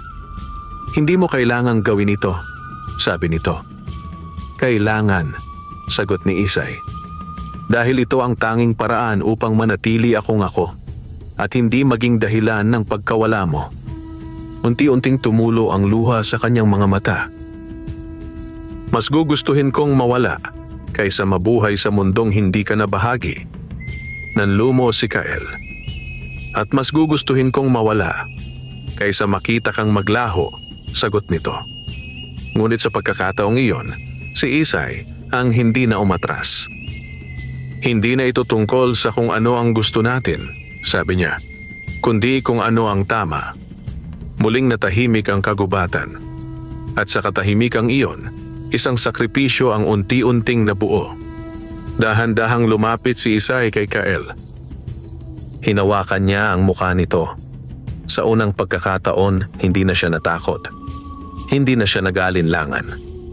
Kung may susunod pang buhay, bulong niya, hahanapin kita. Napapikit si Kael. At kung may paraan pa upang baguhin ito, sagot nito, gagawin ko ang lahat. Ngunit pareho nilang alam na wala na. Sa likod nila ang nilalang ay tahimik na nagmasid. At napili na ang landas, sabi nito. Unti-unting nagbago ang hangin. Ang liwanag ay lumamlam. At sa paligid ni Isay, may kakaibang pakiramdam na unti-unting kumakapit. Parang hinahatak siya palayo. Ngunit sa sandaling iyon, hindi siya natakot. Dahil sa kabila ng lahat, naramdaman niya ang pag-ibig na hindi kayang burahin ng anumang mundo. Unti-unting nagbago ang paligid. Ang kagubatan ng mga engkanto na kanina'y puno ng liwanag ay tila lumamlam. Ang mga kumikislap na dahon ay nawalan ng ningning at ang hangin ay naging mabigat, tila ba may isang bagay na tinatapos. Sa gitna ng pagbabagong iyon, nakatayo si Isay. Tahimik, handa, at sa kanyang harapan si Kael, ang binatang minsang naging lihim, naging kaibigan, at sa huli, naging pag-ibig na hindi niya inaasahang darating sa kanyang buhay. Ngunit ngayon, kailangan niyang iwan. Dahan-dahang humina ang kanyang katawan. Hindi na yon ang uri ng panghihina na dulot ng sakit, kundi isang unti-unting paglalaho, parang ang kanyang anyo ay hindi na kayang manatili sa mundong iyon. Isay, mahina ang tinig ni Kael. Lumapit ito, ngunit sa bawat hakbang niya, tila may puwersang pumipigil. Lumayo ka, sabi ni Isay, pilit nang ngumiti. Ayokong ikaw ang masaktan. Hindi ko kaya, sagot ni Kael. Hindi kita kayang hayaan. Pero kailangan mo. Nagtagpo ang kanilang mga mata. Sa pagkakataong iyon, wala nang takot. Wala nang pag-aalinlangan. Tanging ang katotohanan na ang pag-ibig nila ay hindi sapat upang panatilihin silang magkasama sa iisang mundo. Hindi ko pinagsisisihan, sabi ni Isay. Ang alin? Tanong ni Kael, nanginginig ang tinig. Ang makilala ka. Tumulo ang luha sa mga mata ni Kael. At sa unang pagkakataon, ang tahimik at matatag na binata ay tuluyang nabasag. Ako ang may kasalanan nito, sabi niya. Kung hindi kita nilapitan, kung hindi kita hinayaan, kung hindi kita nakilala, putol ni Isay, hindi ko malalaman na may ganitong uri ng pag-ibig.